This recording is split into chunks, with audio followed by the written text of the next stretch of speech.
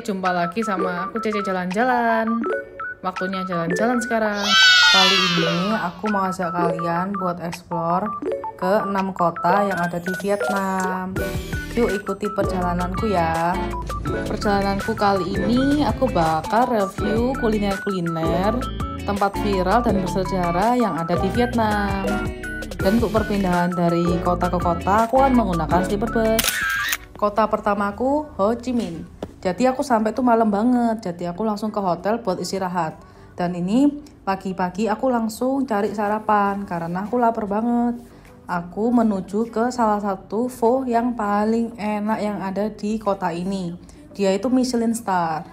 Nah, tempatnya tuh nggak jauh dari hotel aku menginap ini, sekitar 5 menit. Sekitar jam 8 pagi, resto ini udah ramai pengunjung loh. Banyak turis dan warga lokal yang makan di sini. Aku pesen menu favorit mereka. Segini banyaknya harganya itu cuma sekitar 40.000. Ya ampun, murah banget. Dan rasanya ini nggak usah diragukan lagi ya. Ini aku pesen yang dagingnya sapi. Kalian kalau mau pilih ayam juga ada. Kalau makan ini harus ditaburi sama jeruk nipis biar rasanya makin sip. Kuahnya seger banget. Kalau kalian lihat ini ya, kuahnya itu bening, nggak banyak minyak. Terus tekstur mie-nya itu beda sama yang aku makan biasanya ya. Ini termasuk salah satu pho yang paling enak yang pernah aku makan. Porsinya ini bisa buat 2 orang loh. Nikmat banget. Oh ya, bahan dasarnya itu adalah mie beras yang bentuknya pipi. Dia disajikan dalam kuah kaldu yang direbus berjam-jam. Makanya rasanya itu bener-bener meresap banget.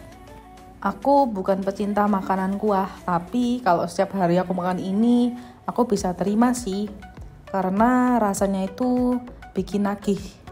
Setelah makan, aku lanjut buat explore Ho Chi Minh. Ini aku jalan mau ke rute selanjutnya. Aku lihat ada kakek-kakek sama nenek-nenek lagi nari-nari tuh. Bahagia banget ya masa tuanya. Udah sampai ke Little Hanoi. Wah, rame banget, banyak turis-turis nih. Baru pagi-pagi. Aku ke sini harus antri sekitar 15 menit.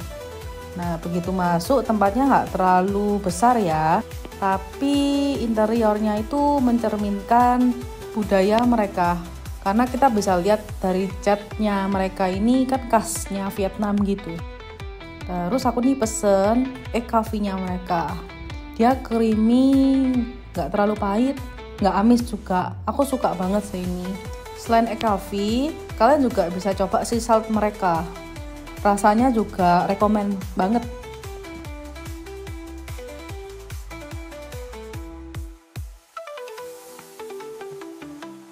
Setelah makan dan minum kopi, aku mau jalan-jalan explore di area sekitar. Udaranya lumayan panas sih, tapi rasa panas ini tuh terbayarkan sama pengalaman yang akan aku rasakan selama 2 minggu ke depan di Vietnam ini. Aku berjalan tanpa arah, tapi menemukan satu coffee shop yang seperti Starbucks itu. Dia terkenal banget di Vietnam, namanya Highland Coffee. Dia cabangnya tuh banyak banget di sini. Tempatnya nyaman banget buat duduk sih, adem.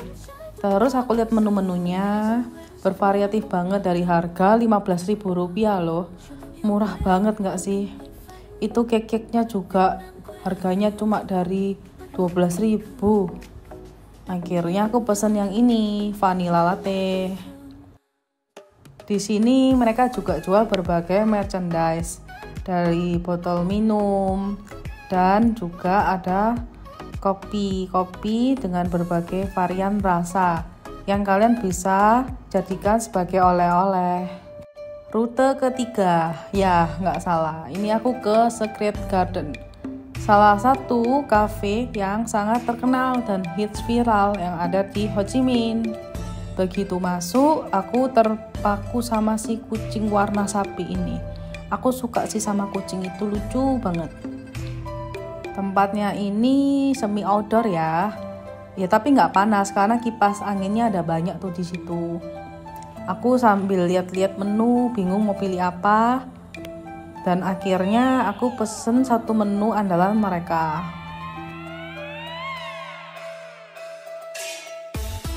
Aku pesan pancake khas Vietnam dengan saus yang sangat nikmat. Nah, dia tuh isinya sayuran, bercita rasa agak asam gitu. Ini di dalamnya juga ada udangnya, seger sih, udangnya fresh, gak amis. Terus dia juga ada daun mint.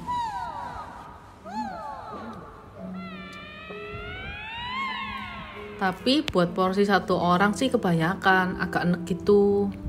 Cocok buat makan berdua atau bertiga.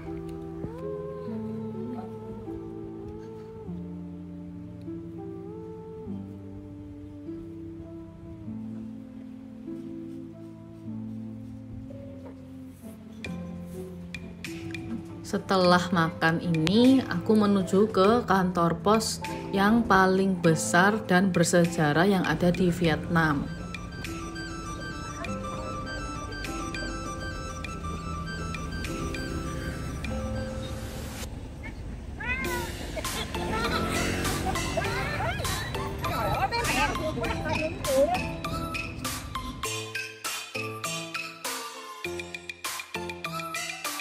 Kantor pos ini merupakan salah satu infrastruktur yang dibangun oleh Prancis dan dibuka pada 11 November tahun 1860. Yuk kita masuk, tempatnya kayak apa sih?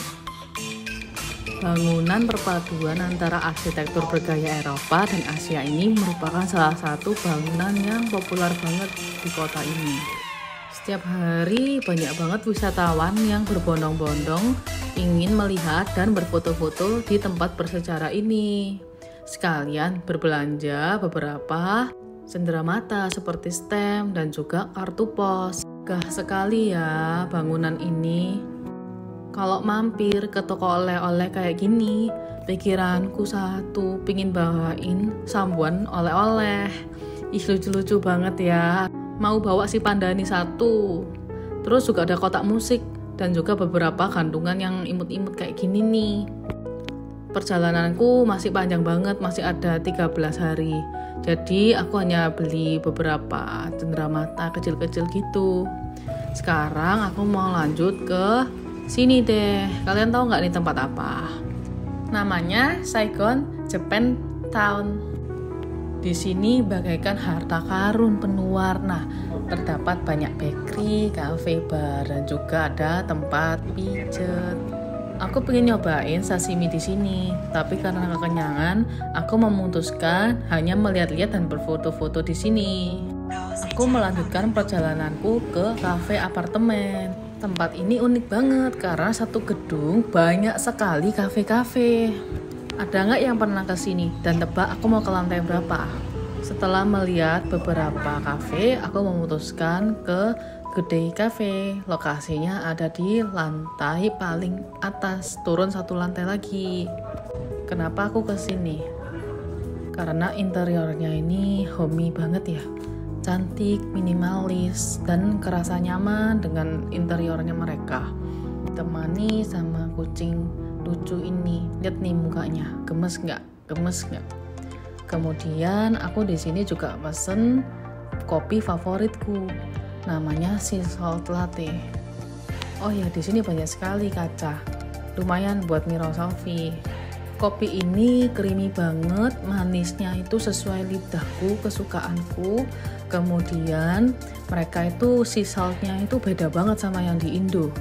Pokoknya ini harus banget, kalian harus coba waktu kalian kesini. Gak berasa santai-santai di sana, taunya udah sunset, udah sore. Aku melanjutkan perjalananku ke lokasi selanjutnya. Aku memesan Grab motor supaya nggak kena macet, karena terkenal banget di Ho Chi Minh ini kalau sore-sore itu nanti bisa macet banget jalannya. Tapi setelah aku naik, bersyukur banget ternyata aku nggak terlalu kena macet. Malam ini aku ke cafe 4P Pizza.